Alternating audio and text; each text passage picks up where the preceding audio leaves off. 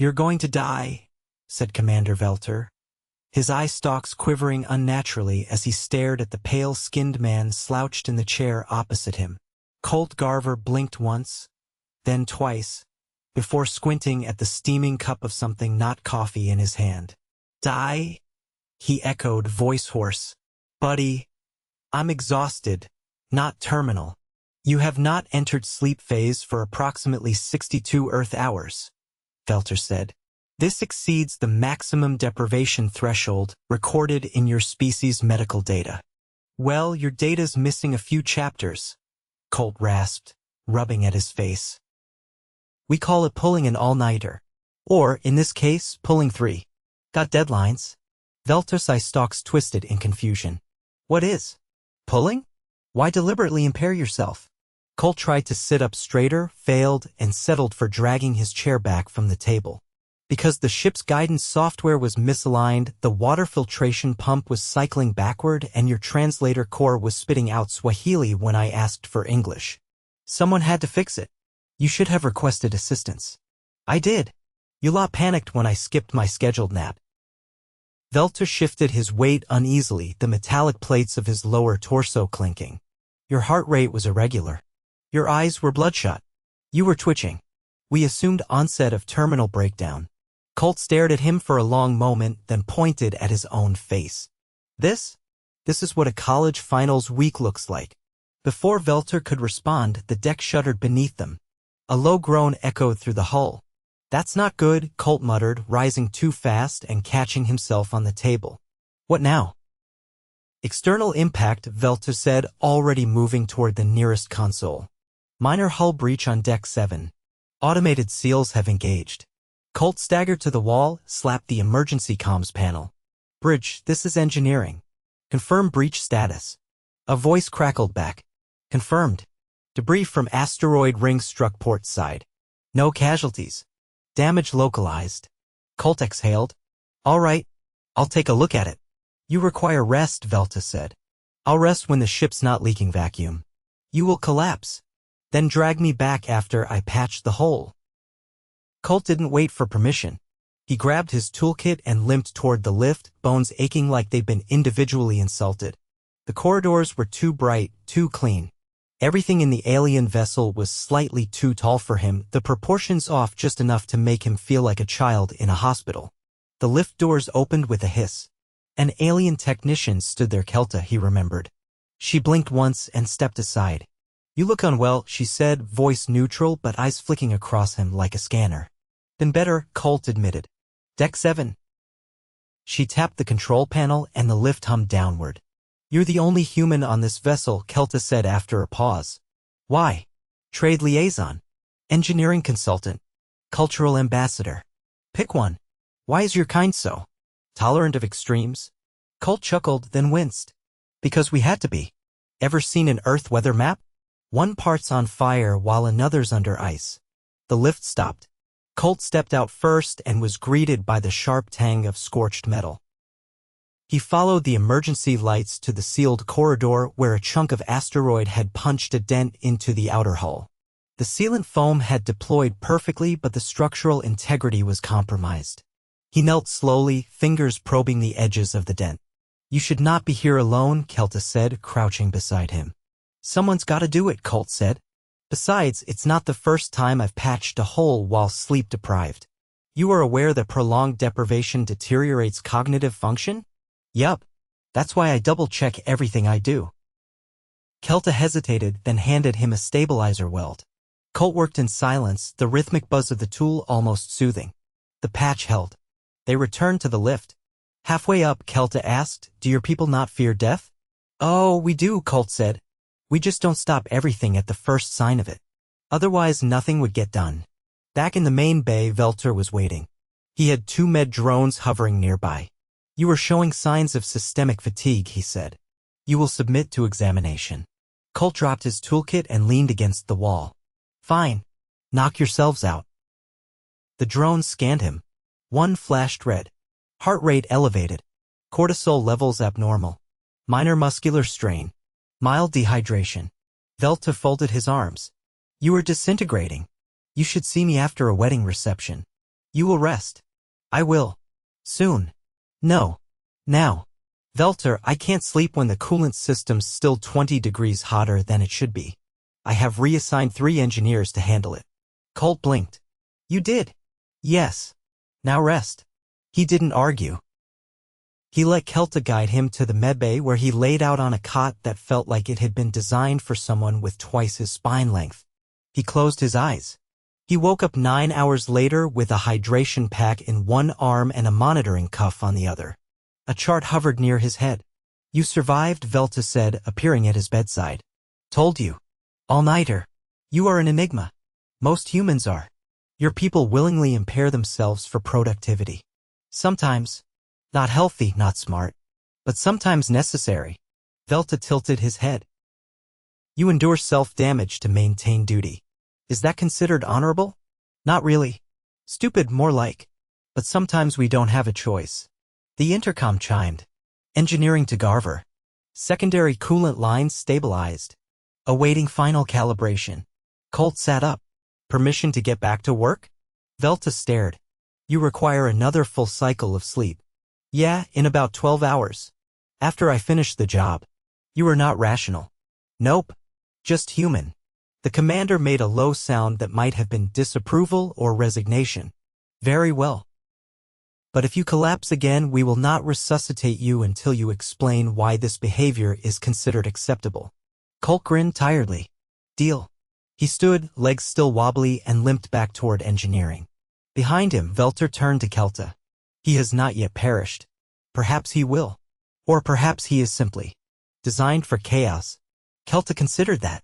It is difficult to determine the line between resilience and self-destruction with humans. Indeed, back in engineering, Colt calibrated the coolant system manually, double-checking every connection. He wasn't fast, but he was thorough. He caught 2 errors the others had missed.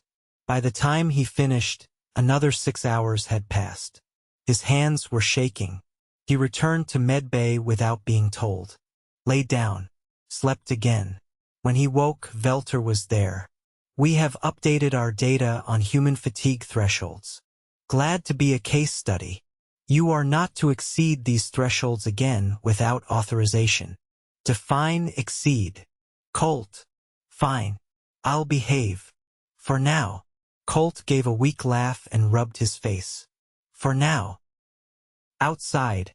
The stars drifted past the viewport, silent and indifferent. Inside, one human engineer tried to teach a shipful of aliens that sometimes surviving meant knowing when to stop and when to push just a little further. The first thing Colt noticed when he rolled into the ship's greenhouse was the smell. Not the sterile tang of recycled air or the faint metallic scent of coolant lines, but real, living earth. Soil. Chlorophyll. Something close to basil. He inhaled like a man half-drowned, pulling his head above water. Unauthorized personnel are not permitted in the cultivation dome during nutrient dispersal, a voice announced from somewhere above him. Colt paused mid-step. I'm not here to steal your tomatoes. You are not authorized to speak during dispersal either. He squinted upward. A pair of elongated, inverted knees clung to the wall above the skylight, attached to a being shaped like a mantis crossed with a violin. Its voice was emotionless, but the way its antennae twitched told him it wasn't thrilled about the interruption. Listen, Colt said, stepping over a hose. I'm here because someone rerouted power from the hydroponics grid without flagging it. It's tripping sensors on deck 4. That was intentional. Photosynthetic output was reduced to accommodate nocturnal nutrient cycles. That's great, Colt said, crouching beside a cluster of deep green stalks that looked suspiciously like asparagus. But the system flagged it as a cascading fault in the thermal regulators, which, by the way, shut down for 40 minutes. We nearly lost refrigeration in the protein stores. There was a pause. The creature above him rotated its head a full 90 degrees. You're the human. Usually, yeah. You were assumed unconscious. I got up early. You required another cycle of rest. Colt ran a hand through the plants. I got a solid 7 hours. Felt like a vacation. You ever try sleeping with those med drones hovering around your face? Not relaxing. No response. The creature slid down a wall and landed beside him with a soft clack of limbs. It was at least 8 feet tall, skin the color of rusted copper. Its eyes were compound, but they didn't shift around like he expected. They focused. "I am Vorlon," it said. "Colt?" Vorlon didn't extend a limb, which was probably for the best. Colt stood, brushing soil from his knees. "You've got a leak in your nutrient line." "Pump 2, he said, pointing to a cluster of valves near the root basin. "There is no leak." Colt walked over, tapped the pipe with his knuckle. It hissed. "There is now." Might have formed after the last pressure cycle. Vorlon loomed silently for a moment, then reached past him and gently rotated one of the valve rings. A thin jet of brown liquid shot out and hit Colt square in the chest. "Ah, there it is," Colt said, wiping his shirt with a rag that didn't help in the slightest. Vorlon adjusted the valve, stemmed the leak, then turned back toward him.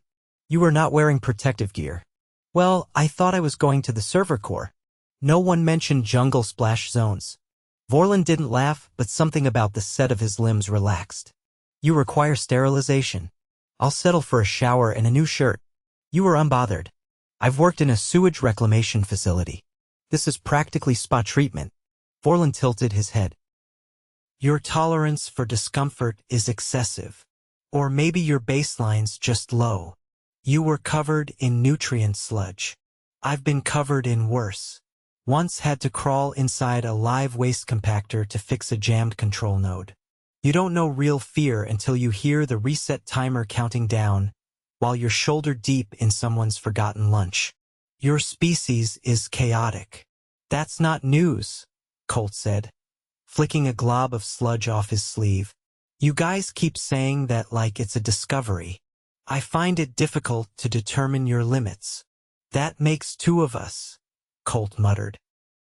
Vorlon didn't respond immediately. Instead, it moved toward a control panel at the far wall, its limbs folding and unfolding with unnatural grace. Colt followed, watching as it adjusted a few environmental settings and rebalanced the nutrient dispersal cycle. "You have recalibrated the power grid?" Vorlon asked. "Not yet. Waiting to see if fixing the leak stabilizes the draw." "You will monitor it manually?" "Yeah. The diagnostics AI thinks everything's fine." "It's not fine. You do not trust our systems." "I trust them to do what they're told. I just don't trust them to know when they're wrong." Vorlon paused, then nodded. "That is a valuable distinction." "Tell that to the bridge," Colt said. "Last week, the navigation array tried to correct for a gravitational distortion by flipping the ship's orientation mid-jump. That was not reported. No one wanted to admit it. A few of your crew still think it was a training simulation." Vorlon was quiet for a moment. "Then, you remain functional despite insufficient rest, exposure to contaminants, and extended periods of isolation. This defies known biological patterns." Colt scratched his neck. "Yeah, well, people back home used to say if something doesn't kill you, it just makes you more stubborn. That is not biologically accurate. Neither is a bumblebee, but there it is." Vorlon made a low clicking sound that might have been amusement. "If your species continues to operate outside our predictive models, we may be forced to rewrite them. Welcome to the human experience." They exited the greenhouse together, passing through the decontamination field. Colt flinched slightly as the particle scrubber zapped his skin, but didn't complain.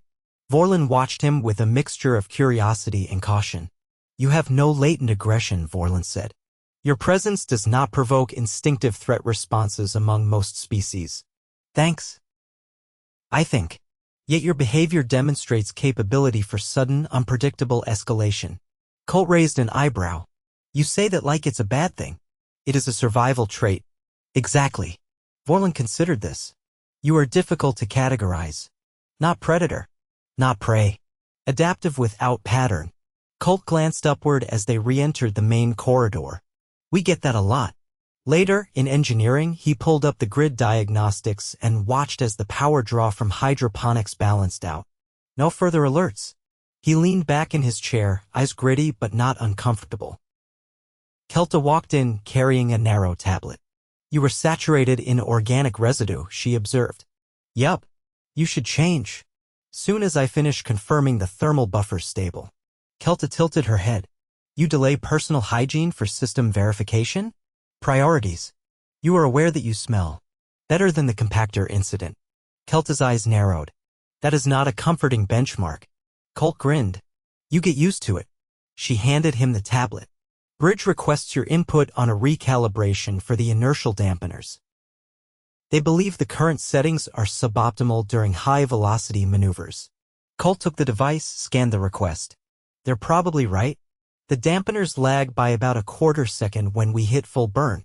You noticed this without instrumentation? Felt it in my teeth. Kelta stared. That is not a metric. It is when your molars buzz like a tuning fork. She watched him for a moment longer, then said Vorlon has expressed interest in conducting a study on your neurological response to variable stress factors. Tell him to get in line. Commander Velter wants a full psych profile before I'm allowed to touch anything with a voltage above 12. Is 12 significant? Only if it's going through your thumb. Kelta left without another word. Colt leaned back again, eyes drifting shut for a moment. He didn't sleep, just hovered at the edge of it like a stone skipping water. The ship hummed around him. Systems thrummed. Somewhere, someone was probably panicking over a minor fluctuation in oxygen saturation. He'd get to it. Eventually. For now, the power grid was stable. The leak was patched. And no one had tried to sedate him in 3 hours. Progress. He opened his eyes, stretched his arms, and started on the inertial dampeners. The cafeteria on Deck 2 was unusually quiet for midday. Not silent, nothing on the ship ever was but quieter than usual. Colt Garver stepped through the threshold, still wearing the same crusty shirt from the greenhouse incident. Only now with a few added stains from coolant residue and some sort of blue gunk he hadn't asked too many questions about. He carried a small tray with 2 unevenly filled hydration packs and a nutrient loaf that looked like it had been poured out of a printer mid-jam. At a corner table sat 2 crew members, neither human, keeping a cautious radius around them like Colt was radioactive. One was a Cernith with a neck like a bundle of reeds and a head shaped like a crescent wrench. The other a translucent-skinned Rellin with eyes that didn't blink so much as fade in and out. Colt dropped into a seat across from them. I fixed the pressure oscillation in the waste tanks, he said, biting into the loaf. You're welcome. The Cernith winced. You are consuming that? I'm hungry. That is not food. It is now. The Rellin leaned forward, translucent fingers steepled oddly. You were not assigned that repair. Why were you in the waste tanks? I went in to check the regulator sensors. Found the oscillation by accident. One of the valves was vibrating so hard it sounded like a kazoo being eaten by a lawn mower. The Cernith hesitated. You voluntarily remained inside a malfunctioning waste containment unit after your initial task was complete? Yeah, I had a wrench and a bad attitude. Figured I'd save someone else the trip. Your behavior remains inconsistent with expected risk aversion. Colt took another bite. You ever try getting someone else to go in there? I asked. They looked at me like I'd suggested bathing in acid. The Rellin's voice was faint like wind over glass. We do not engage in unnecessary exposure to biohazards. It is inefficient. Colt gestured with the loaf. You say inefficient. I say preventative maintenance. Silence followed, the kind that usually came before someone filed an official inquiry. Colt leaned back and took a long pull from the hydration pack. The Cernith finally blinked. You were aware there was a minor methane leak during the pressure surge? Yeah. Smelled it. You did not evacuate. Didn't need to. I had a mask. That mask was rated for particulate filtering, not gas exposure. Colt shrugged. I held my breath when it got too much. Both aliens stared. The Rellin finally said, this behavior indicates a fundamental disregard for biological preservation. Colt leaned forward. No. It indicates I grew up in a house with a broken furnace and a pet ferret. You learned to make adjustments. You are not under duress? Nope. You are not performing for status? Status? I'm the only human here. I could walk around in a sombrero and no one would know if it was a cultural statement or a nervous breakdown. The Cernith turned slightly.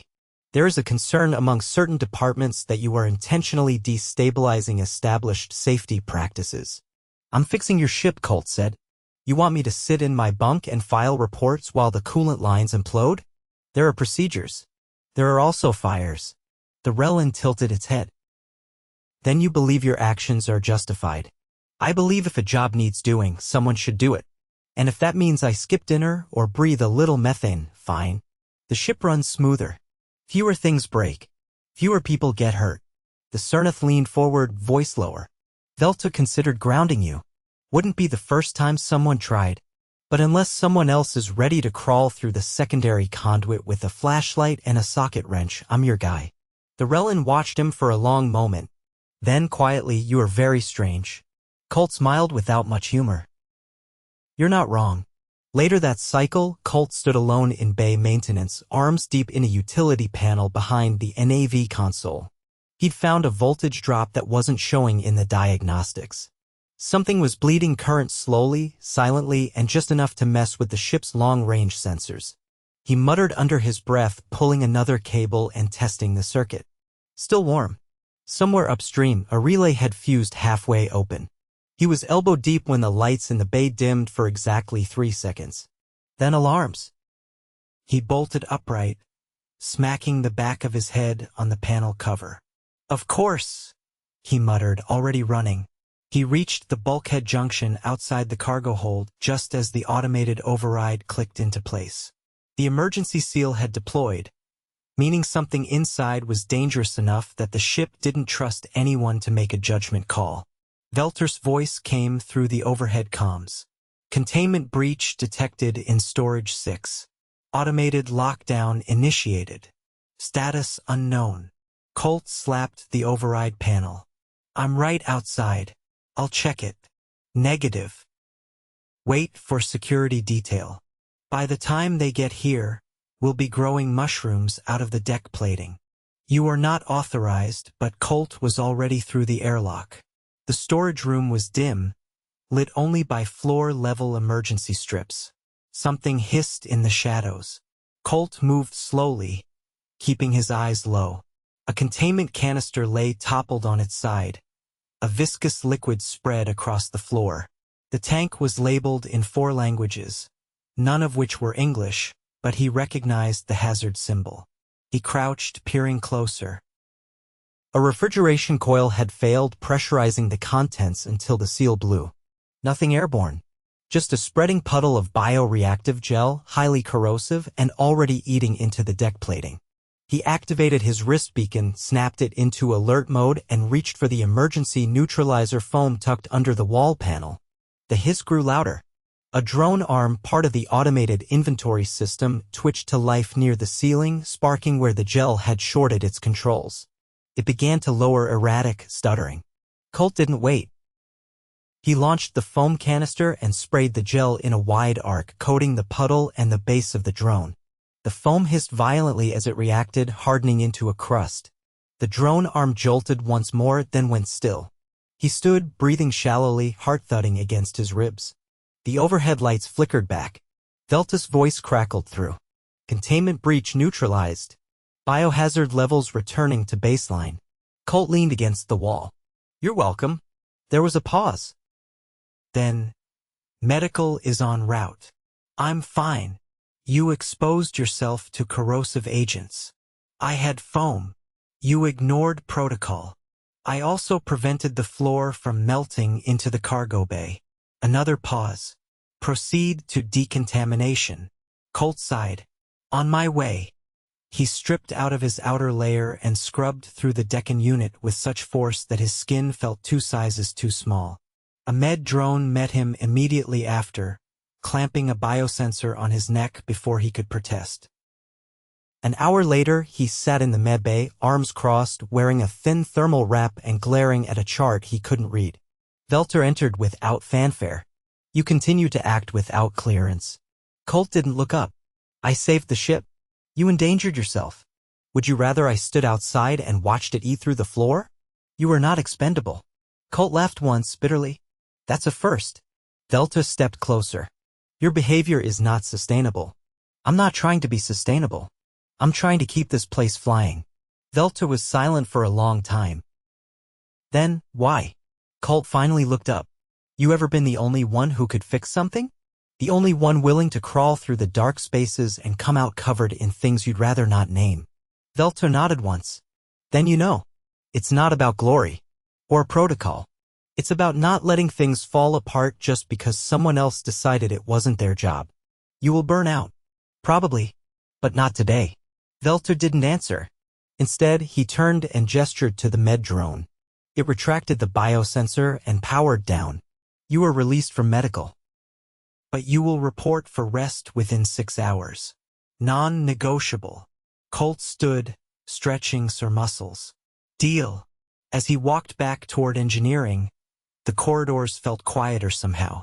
Not empty, just steady. The way they should be. No fires. No leaks. No alarms. Just a ship moving through the void, held together by bolts, wires, and one very tired human too stubborn to quit. He reached his station, checked the diagnostics, and for the first time in days, found no red warnings. Colt sat down, leaned back, and exhaled. Just for a moment, everything worked.